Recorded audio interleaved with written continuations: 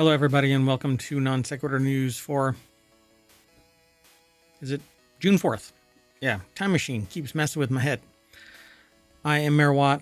I run ohmTown.com. This is Season 4, Episode 155.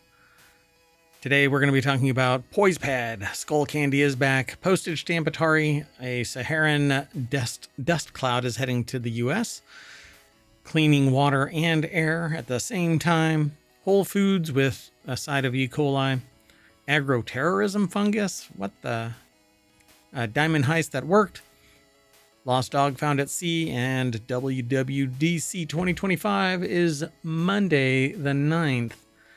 That and some snark and I don't know. It depends. Today is a time machine episode. I don't know if I'm even going to be able to do tomorrow's episode on time. We'll see. Mayoral duties this week. It's supposed to be the summer of stream, and I haven't been able to stream. All right. See you on the other side.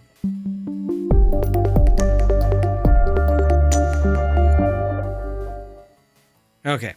Let's get into it. Today is 10 articles, and that's what we're kind of naming the show now. 10 interesting non-sequitur news articles. This first one is over in Smack Talk because it has to do with Apple products.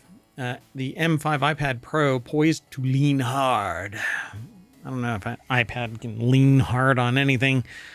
But anyway, lean hard on iPad's greatest strength. Apple is reportedly preparing the next iPad Pro for release later this year. Rumored new features are scarce other than an M5 chip. But there's good reason to believe that Apple plans to lean hard on one specific strength of its new iPad Pro. Versatility. I use an iPad Pro. I love it. It basically is my daily driver unless I'm doing something like power computing wise. The M5 iPad Pro though, I don't know. I might be able to do everything on that. Now the thing is though that workflow on a tiny screen doesn't really do it for me. I've got a lot of electronics in front of me. I had somebody say that they probably get radiation burns if they were to sit in this particular spot. I thought that was kind of chuckling. It made me chuckle. I thought it was entertaining because what they did for a living was basically set up networks. And so I had cables installed, networked. I prefer wireless, but wireless isn't as fast across longer distances. So you have to run wire sometimes to get that always on stability. Well, M5, then you go, well, I mean, you get more and more better Wi-Fi technologies. They're more secure, they're faster. Wi-Fi 7, it's kind of, it is what it is. You're going to get a more reliable, faster system. And an M5 chip means that maybe I don't even need a PC anymore. But there aren't any there. You can't play any games. But anyway, I'm getting distracted. The article is over at 9to5Mac. It's about the M5 iPad Pro poised to lean hard on the iPad's greatest strength. Ryan Christoffel over at 9to5Mac put the article together. They say last year's M4 iPad Pro was the kind of hardware update that doesn't come along often. It featured a radically thin new design, gorgeous tandem OLED display, M4 chip before the Mac even got it, excellent keyboard or Magic Keyboard update, which I don't really care for, nano texture display option, which I didn't go for. It basically gives it a more writing-like feel to it. But now the pitch for the M5 iPad Pro could emphasize versatility, but the only difference seems to be that it's going to get iPad OS updates, but they're going to be backward compatible to the previous year at least. And then maybe the faster chip is going to make that much of a difference, but I don't know. It says the iPad with iPad and iPad OS 26, it's not 19. Apple has leaned into versatility by showing how powerful its new Stage Manager 2.0 is with the M5 iPad Pro connected to a new studio display. But I'm sorry. I mean, I mean, it's great, and you can use the iPad Pro as basically a Cintiq, but I don't know if anybody's going to really bother doing that. Yeah, they will. Who am I kidding? People are going to love this. But is it that much of an upgrade from last year's? I don't know. I do feel like I'm going to have to buy an Apple Pencil Pro, a new one, because while I have one for each of the iPads that are in the mayoral mansion that use the Pencil Pro, they're down to $99, which I don't know, $30 off is an amazing amount. Anyway, I'm getting really distracted by WWDC, and we're going to bookend this whole show by talking about Mac at one end and WWDC at the other end. So stay tuned. So do you remember Skullcandy? Well, they're back, and apparently in a big way. They say everyone either had Skullcandy headphones or had a friend with Skullcandy headphones. True. They were everywhere, and they didn't exactly go away. They seem to have lost a bit of their market dominance ever since Apple, Google, JLabs, Bose, Sony, and Beats. And I saw somebody today driving at me, making a turn, and they were wearing Bose headphones on, big ass Bose Beats, big ass Beats headphones, plunk on their heads. And I'm like, man, where's it? You shouldn't do that. You shouldn't. It makes you oblivious to the world around you. Anyway, now Skullcandy, maybe they had some other purpose for it. I don't know. Skullcandy's brought back one of their oldest product nameplates, the Aviators, as a premium priced pair of over-the-ear headphones with active noise cancellation, announced on June 3rd, and they're already on sale. That's what they look like. I really don't like big-ass cans headphones. I don't know. I don't like them on me all the time. Like,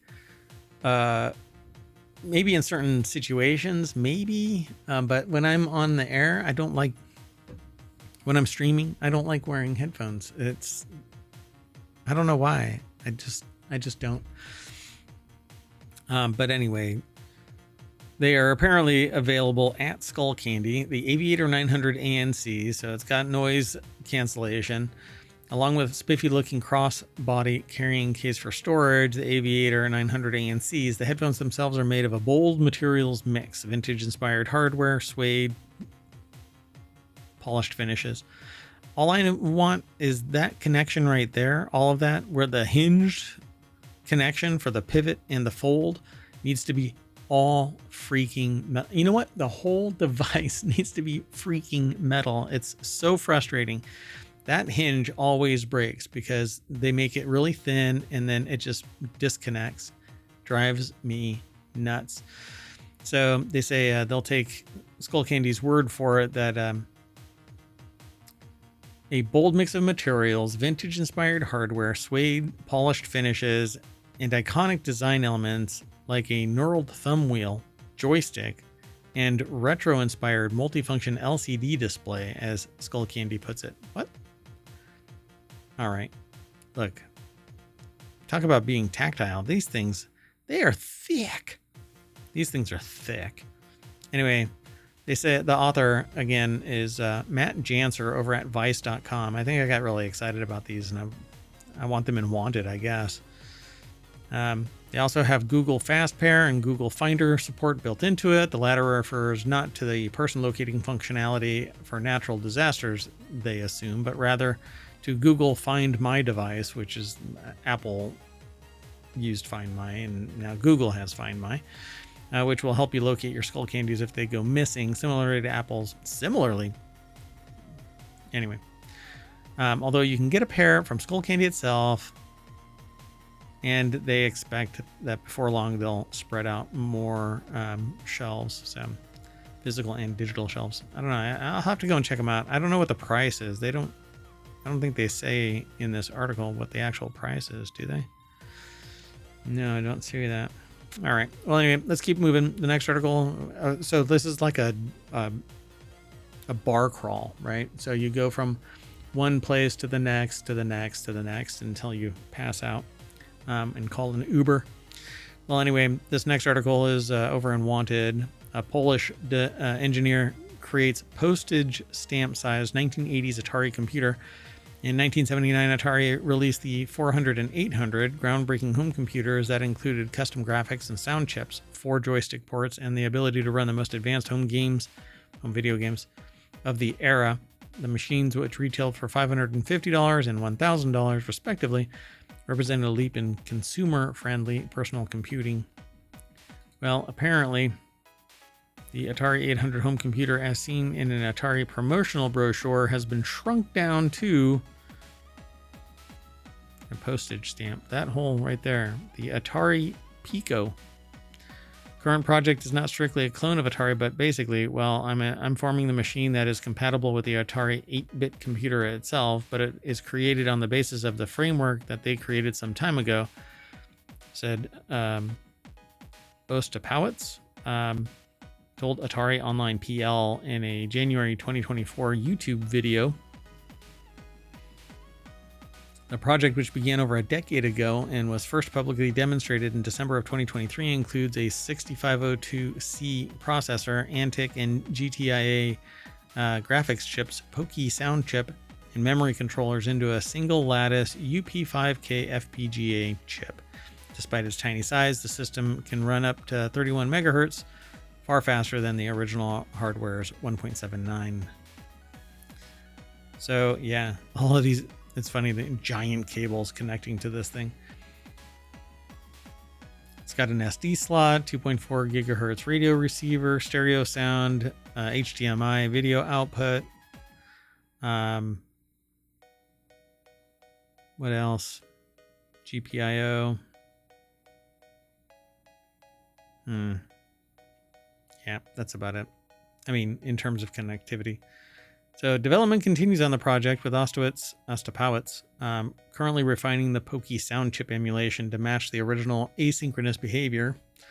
He's also stepping it down, I guess. He's also working on simplifying development tools for users with CC65 and Visual Studio Code. There is a lot more over at this article. You can go and check it out, but again, the article is over at arstechnica.com and it's written by Benj Edwards. The deck statement says, hobby project shrinks 1980s computer platform that pierced the Iron Curtain. Oh, that pierced the Iron Curtain. Okay. Let's keep going. The next article is over in the mobile channel. A giant cloud of Saharan dust is heading to the southeastern U.S. And here's what that means. A plume of dust that's already blown over the Caribbean and is expected to reach Florida later this week is heading towards the southeastern U.S.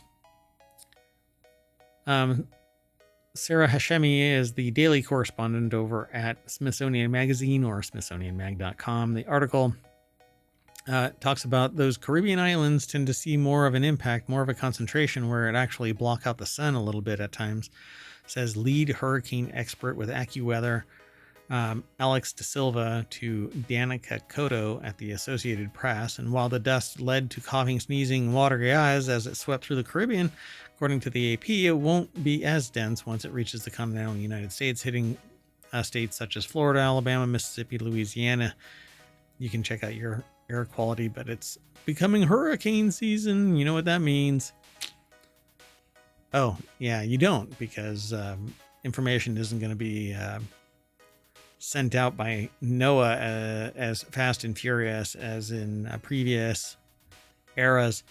Mother Nature is fascinating, says Jason Dunyan, a meteorologist at NOAA's Hurricane Research Division, says to the New York Times, it set up this Saharan dust factory right next to the hurricane nursery. Dun, dun, dun. Yeah, so it's going to, has the potential to create more hurricanes and larger at that. Once the next dust cloud reaches Florida, people can expect to see hazier skies. Typically, they have nice blue skies, but with the dust, the whole sky looks soft and warm. For many in the plumes area, it means that they'll get to see unusual sunrises and sunsets. We'll see about hurricanes this season. Let's keep going. The next article is over on the Hatch Ideas channel. This California startup is cleaning water and removing CO2 from the atmosphere all at the same time at a reduced cost. Capture 6 is a California-based startup with a new technology to clean both water and remove carbon from the atmosphere. The article is by Diana Olick over at CNBC.com. The takeaway for this is we are able to do so at reduced energy costs, said Capture 6's CEO, Ethan Cohen-Cole. The process is very attractive in most areas because the need for clean water. So water treatment is expensive. It uses a lot of energy and produces its own waste that gets disposed of at a hefty price. Capture 6, a startup in Berkeley, California, says it's developed a solution and one that has added benefit to the environment. The technology repurposes industrial and water treatment waste, generating clean water and capturing carbon dioxide from the atmosphere. That combination of water treatment, brine management, and carbon capture all at once is part of what makes them unique, what makes their process innovative, said Capture 6 CEO Ethan Cohen-Cole, who co-founded the company in 2021. We're able to do so at reduced energy costs. They say that it's complex. It starts with waste from any water source. Once the solids are removed, that waste is called brine, which is leftover water plus concentrated salt and sodium chloride.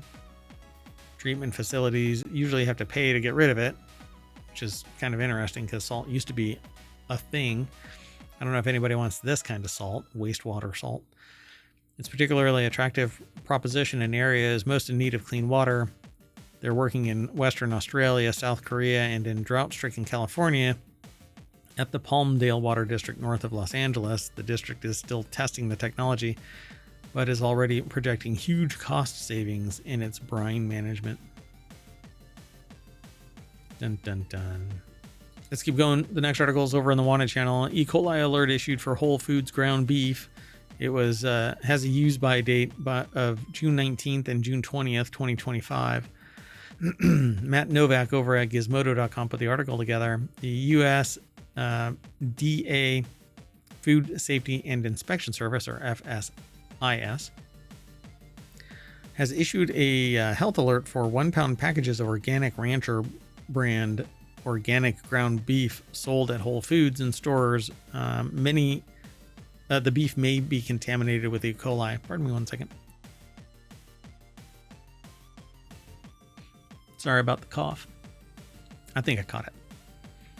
Anyway, so the 85% lean, 15% fat ground beef was produced between May 22nd and May 23rd, according to FSIS, and has a use or freeze by date of June 19th and 20th.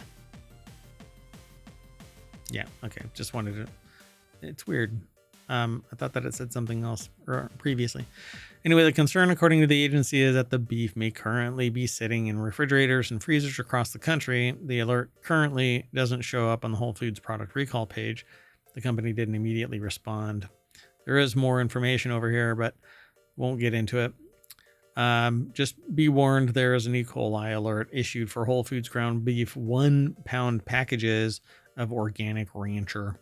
Let's keep going. The next article is over in Wanted. Michigan students accused of smuggling, quote, potential agroterrorism, end quote, fungus into the U.S., and the government has hit the students with serious charges. So back about 5 years ago, a food safety law that was really angled towards terrorism was put into effect. And it started hitting various businesses at different stages. One that's going to impact me here in short order is this. It's basically this kind of rule, this regulation. I'm not involved in this, though. This is about fungus. A press release shared by the government Tuesday claims that 2 students smuggled a fungus called Fusarium graminearum, sounds like something from Harry Potter, into the U.S. And the fungus, according to the government, graminearum, Fusarium graminearum. That's the name of it. The fungus, according to the government, is capable of producing a destructive crop-killing disease known as head blight that can impact a variety of harvests, including wheat, barley, maize, and rice. A website dedicated to crop protection characterizes the fungus as most economically important wheat disease in the US and Canada. An investigation into these two, Yaking Jian 33 and Zunyong Liu 34, with serious charges including conspiracy, smuggling goods into the United States, false statements, visa fraud. The students, who were a couple at one point, have been engaged in work at the University of Michigan, some of which was funded by the Chinese government, according to federal officials. An investigation of Jian's electronics showed information describing her membership in and loyalty to the Chinese Communist Party. Yikes. So this article isn't pulling any punches, but it's all coming out of other organizations, like the New York Times has reported. And I'm not sure what the other ones are, but the press release is coming out of this administration's, I guess, I don't know what you want to call it, press, government press.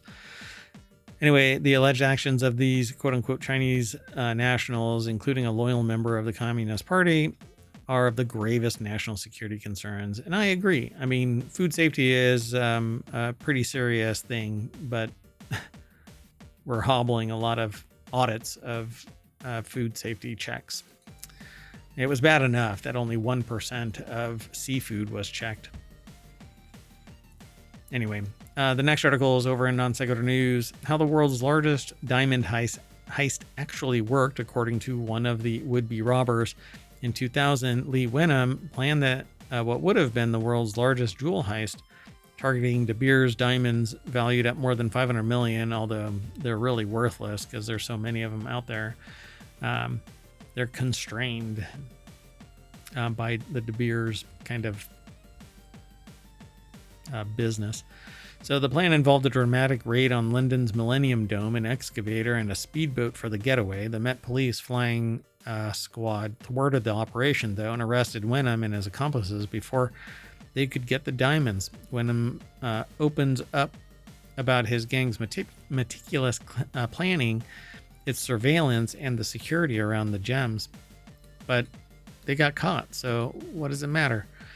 The article's over at BusinessInsider.com. Dylan Brzezinski and Reem Makul put the article together. There is a video about this. He says, after leaving prison in May of 2005, Wenham started a landscaping business, and the subject of the Guy Ritchie Netflix documentary, The Diamond Heist, and wrote a memoir, Diamond Gangster. So, hey, look, man. Criminals still making money. All right. The next article is over in the Mobile Channel. Lost dog rescued at sea after traveling 100 miles from home. Lost dog went on quite the journey. In an interview with CNN, Sam Collins, not the dog, the co-founder of not-for-profit KS Rescue Angels, recounted one pup's 100-mile, month-long journey. Amber, the dog, not the co-founder of the nonprofit, is a 5-year-old dog that wandered off in April shortly after she came to live with an experienced foster family, and the pup escaped through the family's garden, somehow getting around the 8-foot fences at the property. It doesn't matter how tall they are. How low did they go? Her big escape came just after she arrived in London from Qatar, where she was rescued off the streets. So the deck statement says a dog made her home after going missing for a month, during which time she went on a 100-mile journey in the UK. Paige Gawley put the article together over at Vice.com.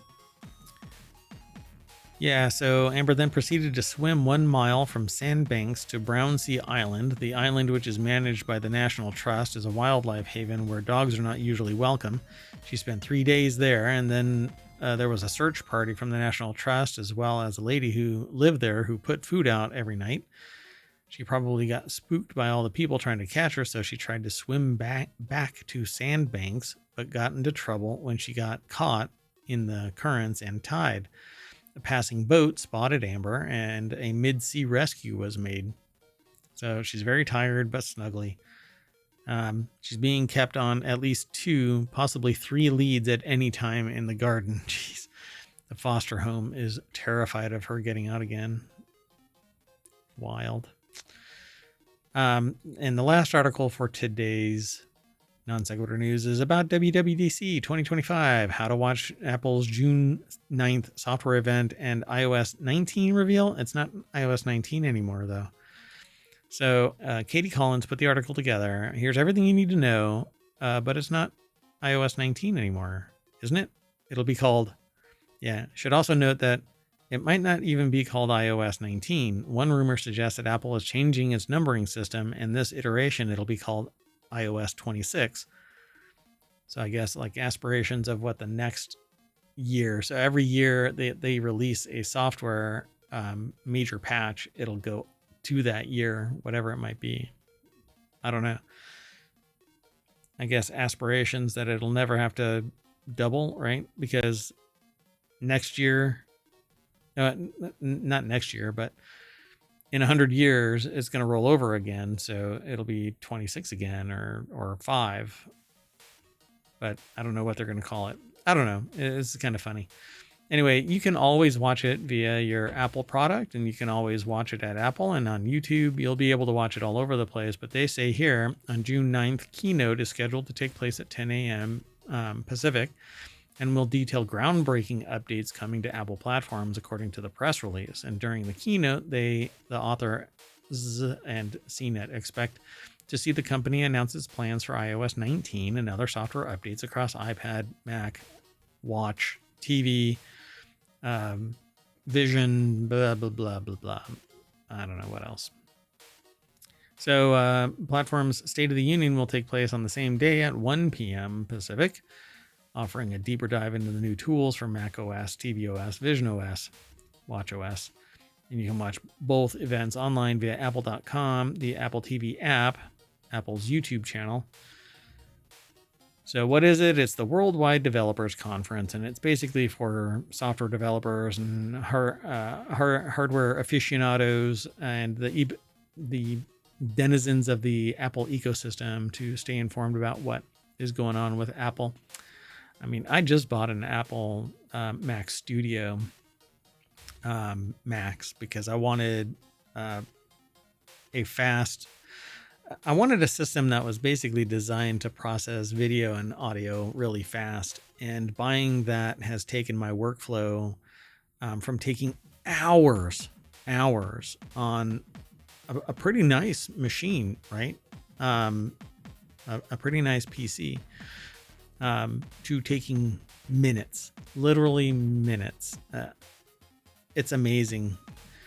So what normally would take about 10 minutes for me to process an MP3 of this show, it's down to about 2 minutes. And I do that every day.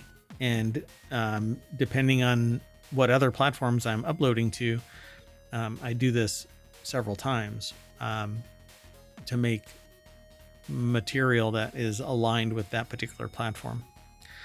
And when I go to 4K, it's going to get even worse. So that's why I bought that. Anyway, if the rumors are to be believed, the operating systems are set for dramatic overhaul this year. According to Bloomberg, iOS 19, iPad OS 19, and Mac OS 16 will all feature new icons and menus, which will change how the devices are controlled and navigated. The aim is reportedly to create a more cohesive style across platforms that will be reminiscent of Vision OS, the operating system designed for the company's mixed reality headset. It's such a goofy headset too. I mean, as much as I love being in the Apple ecosystem, I will never get the Vision headset because it's so damn bulky and big. But I did order, and this time I'm hoping that I'll be able to keep this order live, because rumor is that they're actually shipping them out.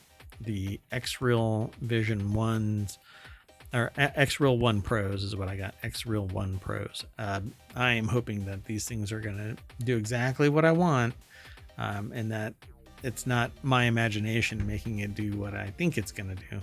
We'll see. Last year at WWDC 2024, Apple announced iOS 18, Apple Intelligence, as well as updates to their smart system. I can't say it because it's what drives the mayoral mansion. So anyway, that's it for today. We are all done.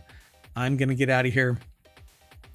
And that means we're going to use the smart speaker. No, I'm kidding. I'm going to push us back to the front page of ohmTown.com. Go over there and become a citizen, and then come and hang out with us in chat every day. Typically, I've just been lagging. So hopefully tomorrow I'll be able to do both of the... I'm not going to be able to do the show today because I know I have mayoral duties that are going to keep me from doing the show on 6.5. I won't be able to do it on 6.5. This is a Time Machine episode, so I'll see y'all in a little bit. Bye-bye.